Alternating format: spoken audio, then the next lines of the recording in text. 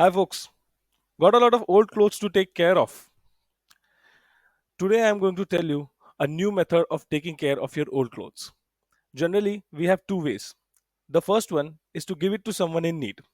The second one is the worldwide known, critically acclaimed, scientifically proven, genius strategy of Indian middle class moms to turn it into a cleaning cloth, also known as the pocha. But what is this third method? It's called upcycling. And why does it matter? Because even after the first two ways, a lot of clothes end up in the landfills.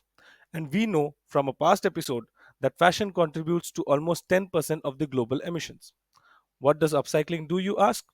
It converts your old clothes into useful daily use products. And our today's guest is an expert on that. Namaste. Welcome to Positive Planet. My name is Vedant Vyas, and today we are talking with Abhinaya Natarajan, the founder of the Abhinaya Store. At the Abhinaya Store, she makes simplistic yet beautiful designs of daily use alternatives using fabric excess. Without much ado, let's check her store.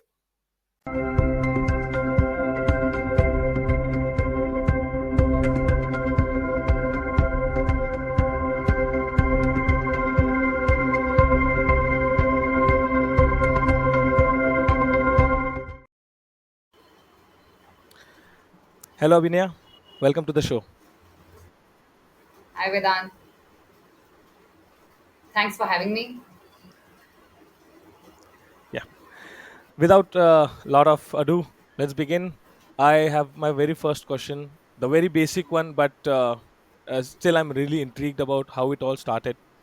So, but before that, a brief intro. Can you just tell me what is the Abhinaya store in a very short brief for our viewers, and what is the impact that you are trying to create with it? So with the Abhinaya store is where we work with upcycled fabrics.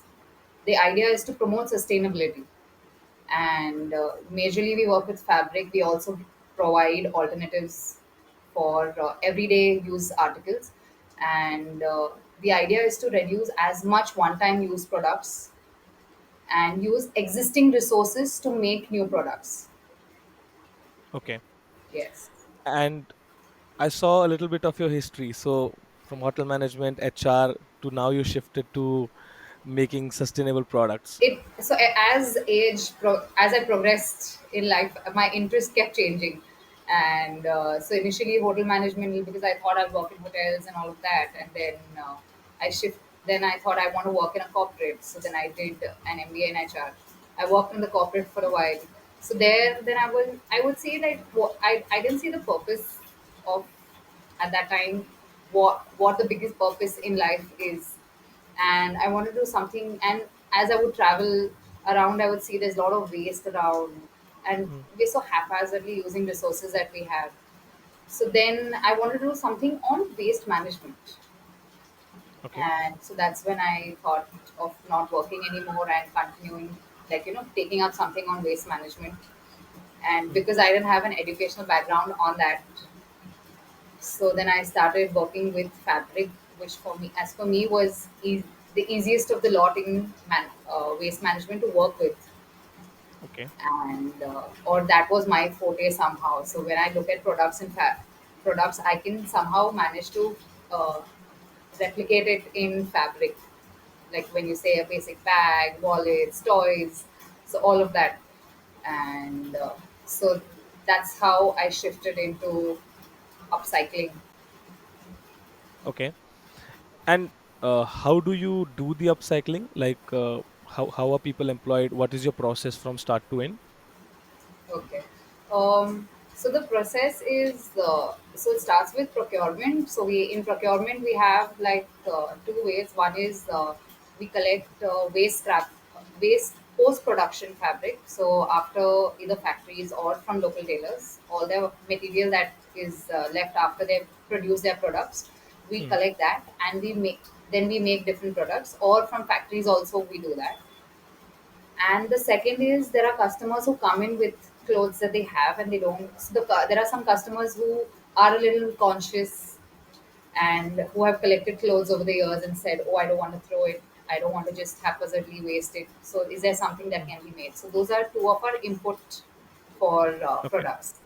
And so we work with slum women. Okay, so Okay. they are trained to make the products. Hmm. So um, so every all of these ladies, so we have like two ladies who are full-time employed, and then the others who come to the workshop, and we teach them like one or two products that they would generally keep making, and they take Hmm. it back home. So we give them all the material that would be required for production, and then they take it back home, and then they produce it. Okay. Yeah. All right. And but one question here, that when people bring in their clothes, uh, isn't there a notion among consumers that these are made from used clothes or worn clothes? So how do you tackle that? No, so when we get used clothes, it's like, so if you give me your clothes, I give it only to you. Oh, So okay. yes, we produce with old clothes for the customer only. So whoever give it, we give it back to them. So currently, because yeah, using old clothes is still, there are a lot of people, they'll ask when you say waste cloth, what waste is it? So then we have to tell them Hmm. it's textile waste, because when you say waste itself, they have like, they'll look at us twice Yeah. like using waste. Hmm. So that becomes a challenge. A lot of people actually, they have good clothes and they'll be like, oh, we don't want it, why don't you upcycle it? So when they say it's good clothes, the first thing we say is, why don't you donate it to someone, because it can be Hmm. used. Or you have a lot of these thrift stores, why don't you give it Hmm. there? So it Yeah. can be used, it doesn't have to be upcycled just because it's there. Okay. Nice one. Okay, I'll shift to the upcycling. I've heard of for upcycling for two, three times the past few weeks. Tell me two, three harsh truths about upcycling as a process or upcycling as a business that someone like me who looks at it like, yeah, this is the obvious solution, who does not know that. So firstly, when you say the products are made with waste, so everyone expects the pricing and everything to be very low, Okay. and they don't realize that the amount of time and effort is almost tripled when you're using waste, because you got to segregate, you got to so basis the waste that you get, you got to replan the design, or you design after you get the waste. You can't even Hmm. plan like, oh, I'll make a black bag. No, it depends on the Hmm. fabric you get, you join it to make products accordingly. So there's a lot of time and effort that goes into each product, so most Hmm. people don't understand that. Okay. And that brings me to my next question here, that you're working for the past 6 years now on this, and you said that people have different uh, behaviors when it comes to upcycling. But since you have been in this cycle for 6 years and you still continue to do so, what are these two, three behaviors that you can highlight that you have seen among people when it comes to taking action for the environment? I've had customers who come, they get products made with their fabric and all of that, and then they Hmm. encourage others. So that is one thing that needs to happen more of. Hmm. Yeah. And so many a times, yeah, there are people like you, when you asked whether raw materials are old clothes, Hmm. like if we sell it to other people, we Hmm. also don't do that, because we want people to be, or at least for us, it's like you need to be responsible for your clothes. You can't just dump it on us, because that Hmm. happens. People are like, oh, we are conscious, we are giving you all our waste. No, don't create the waste if you don't know Okay. how to manage it. All right. Yeah. There is no direct way of reusing it. So then, because then there are these kind of clothes that you buy that can never be managed. So making them aware that what you purchase also has an effect. Hmm. Hmm. And many a times there'll be customers who'll be like, oh, these are such pretty items. Oh, I'll take this and this. Like, so we also look at, okay, sale is one, but whether you need it, don't just buy the product Hmm. for the appeal of it. So only if there is a need. So you can come back to us later in the future if there is a need then. Because they'll be like, oh, such cute bags. I love bags. I keep buying bags. And then my first response would be, don't buy it. Because you Okay. have multiple bags. The whole point of us being a sustainable brand is to promote only what you need. You don't just buy and hoard. Hmm. Hmm. So, Hmm. because even in the end of the day, even if you're buying like only sustainable products, but if you buy like a zillion stuff, it still doesn't make sense. But that brings up a counter question, because since someone is in the business of sustainability, and I've had chats with founders in the sustainability area. Yes. They also do similar things. They're saying that you're running a business, and yet at the same time you're restricting people from buying. Isn't this kind of counter to each other? How do you manage that? Um, See, then in that case, we try, like, at least in my case, what I try is then I try to show other possible products because we have a wide range of products. So Hmm. that is something that you already have multiple of, but we have other options that you can possibly look at, Hmm. or what you would have not considered, or alternatives that you would have never thought existed. So then we try to Hmm. push those other smaller products or other alternate products that we have. Okay, and then that can be done, of course. So upcycling is not a like a different kind of task. Many people are doing it. So how do Yes, you yes, differentiate within this? Like bags is a very generic thing. It's mostly a commodity kind of thing. What yes. makes people buy from the Abhinaya store compared to somewhere else? So, okay, when you say bags and upcycle bags, right, you get those really cheap ones. All like Mm. you get upcycle bags anywhere. Even your basic tailor makes it. You just tell him to make it with your old clothes, he will do it. So Mm. the difference is, see, when we make a product, we want it to last. So we keep it simple, but we keep it Yeah. sturdy and also make it clean. So in the finish and all of that, there will be that Mm. you can see the difference when you get the product. There's the improved finish, the finesse, the clean stitches, and all of that. So that's like the Mm. differentiating factor for us. Okay. And who are the primary consumers? Is it mostly people buying out of you from your website or from your store, or do you also do some kind of B2B selling as well? So we do have a lot of B2B. So we do make like bags or multiple products, packaging products type for other sustainable brands. So who want packaging Okay. for their product? So so like there was once this sunglass brand without who make their Mm. sunglasses with upcycle tetra, no upcycle Yeah. like plastic. So they wanted packaging Yeah, for I their know. sunglasses. So Mm. Yeah. so we did packaging for them with their branding and all of that. So that we have a lot of different upcoming sustainable brands that we do packaging for, or Mhm. make bags and any product also Okay. for that matter. Yes. Interesting. So these are all upcycled, like cloth pouches and all those things Yes. that. So my next question comes from the fact that uh, upcycling should be a solution which people would should be adopting in general. Like you said, that if you have your old clothes, you probably donate them, reuse them on this sort. But maybe Abhinaya store is doing it in Bombay. Someone else wants to do it in Delhi or somewhere else as well. So, can you share two, three tips or some key points to remember that from the past 6 years for any person who wants to start upcycling somewhere else? So you mean if someone wants to start like setting up, Yeah, or setting as up an individual if upcycling, you want? Okay. either of it. Yeah. Okay.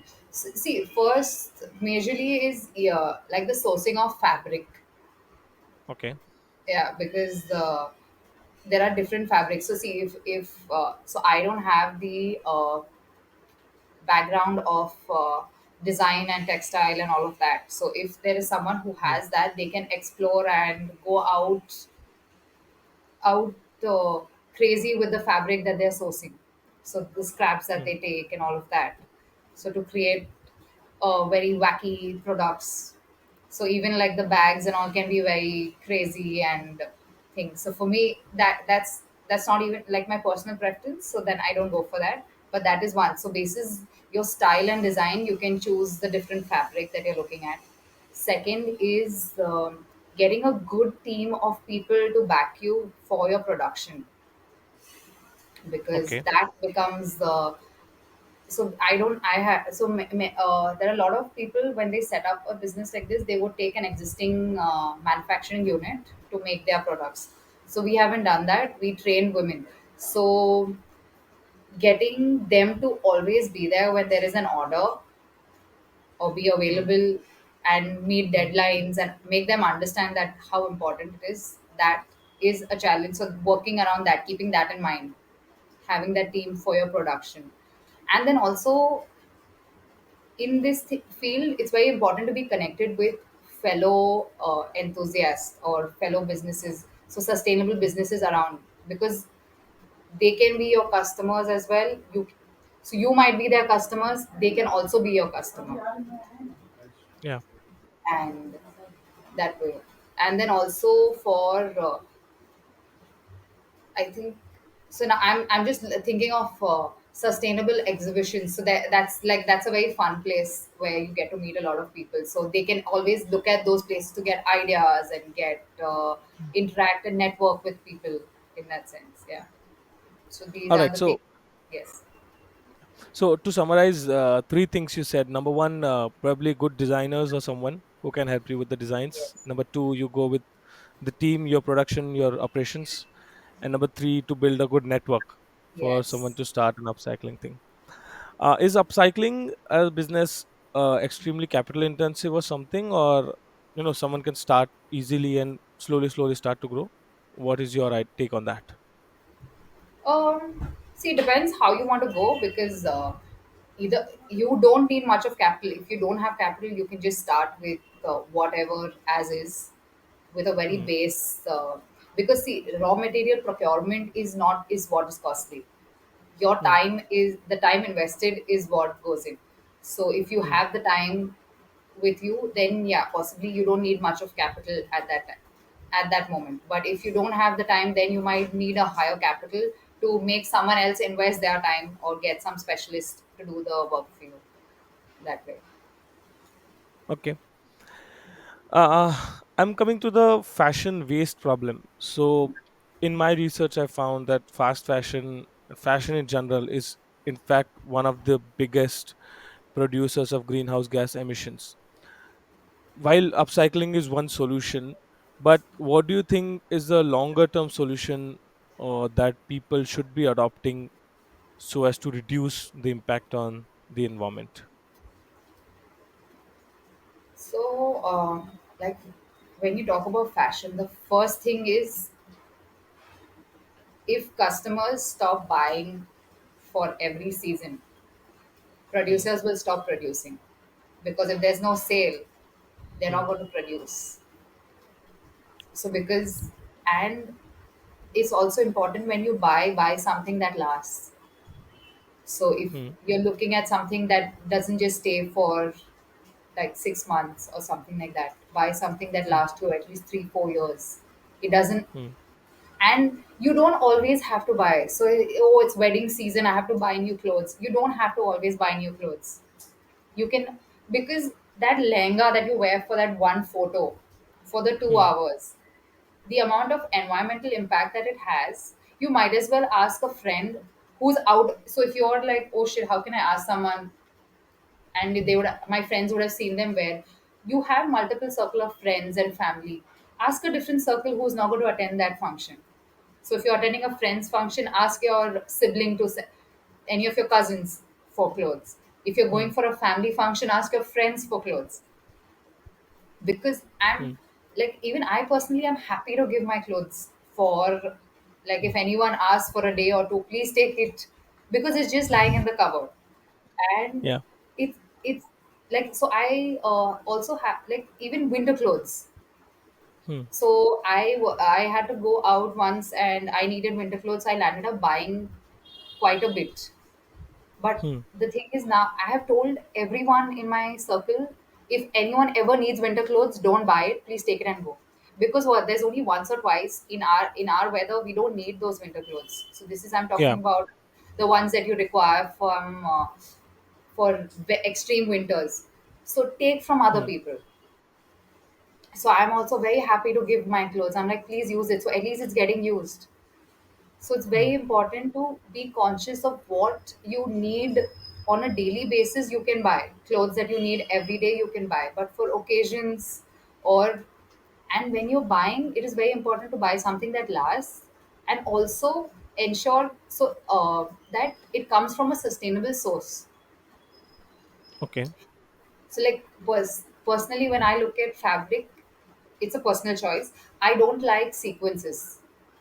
Okay. I would prefer a jari or something like that, which is Hmm. gold rather than the plastic sequence on it. Because Hmm. even Hmm. later, because I'm looking at it in the upcycling perspective, where Hmm. it's easier to work later if this was to be discarded and to make into a different product.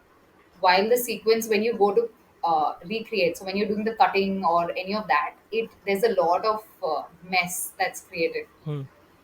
So I also, so now the more I get into the business, I reconsider every purchase, not only in fashion but also in other aspect. Okay. Because always, because working with fabric, I look at post production, like after the life, like the end of life, what's going to happen. Hmm. Because there's also, when I purchase something, I know that the manufacturer has also created that X amount of waste, Hmm. and after I use it, at least that waste shouldn't be there. But you, when you said that consumers should buy less or should take from other people, isn't there somewhere a duty from the brand side as well? Because what I see from a perspective of what I've learned, that brands are always pushing, this is the fashion to have, this is that to have, this is that to have.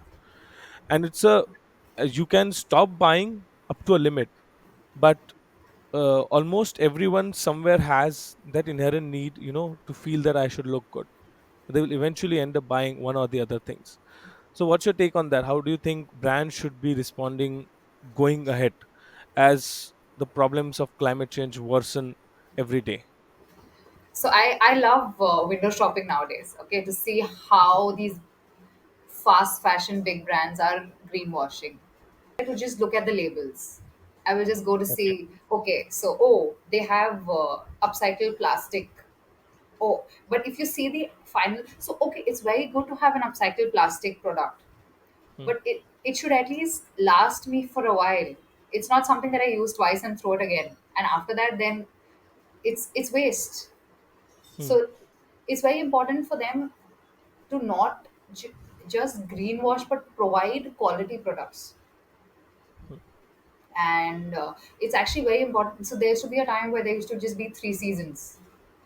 Now Hmm. every few months there are new launches, there are new, and there's constant sales that keep happening, pushing people. So if you have any of the shopping apps on your phone, every few months you'll be like, oh, don't miss out on this sale. It's very difficult for, as an individual who's always been in the social setting. Yeah, you would be forced, like, there would be that temptation to buy, oh, there's, it's only for this much this time. They are not going on loss. So Hmm. actually, so they just want to sell the product, so they, it's high price, whatever, they are mixing up stuff to sell you products that you may or may not need. Hmm. It is very important for customers firstly to understand, and see, for corporates, they're just looking at business. So even though they're being sustainable, they're trying to promote sustainable products and all of that. At least majorly what I see right now in the market is greenwashing. There are a very few brands that are actually promoting sustainable products and all. But majorly Hmm. where I see there is a lot of greenwashing. And for customers who are not aware, they very proudly say, "Oh, I bought a recycled T-shirt," and Hmm. but what is the effect of it, and that also needs to be considered. Okay. All right. Coming to my last question, Avinaya, I generally keep this slightly fun one. uh, Uh, so, given two options, one is a hefty sum of money, which is like $1 billion or something of that sort, think that big. And on the other hand, I give you access to a large audience, a large attentive audience, of course. Again, think million people or more. So, uh, firstly, which option would you choose? And what would you how would you utilize that option effectively? The only caveat here being that you have to act somewhere on the climate change problem. I would take the money. Okay. I would buy a large piece of land, Okay. and because that is something that So for me, actually, if I had to be correct, I would have said speak to the audience, but no, I would take the money, I'd buy a large piece of land. I would have a self-sustaining community there to show that you don't need all of the things that the big businesses are pushing down your Hmm. throat. You Because all you need to be happy is basic food, clothing, shelter. You don't need Yeah. all of the other excess things. And most people, so right now, if you see the news and all, there's a lot of people crowding up on mountains for treks. They're Yeah. all tourist places. Are The most places getting crowded are natural places. The Yeah. malls are not getting crowded. People who Hmm. don't people, so they might still be shopping, but they are all craving for the outdoors. So that's what I would want to buy with the money I get. All right. Abhinaya, this was wonderful. Thanks for joining on the podcast and thanks for giving your time. I hope to meet you soon and talk more about upcycling and other climate change problems with you. Thank you. Yeah, thank you so much. Hey, thanks for listening to the episode. Please let me know your feedback and do share it with someone who might like it and is hopefully inspired by it. Positive Planet is dedicated to amplifying ideas and solutions that create a better world. So, if you know of any such idea that I should cover, please let me know in the comments or ping me on Instagram. The links are in the description. Most importantly, if we want to make this planet a positive one, we must stay together. So please be a part of the Positive Planet community and subscribe to this podcast. Thanks. See you soon.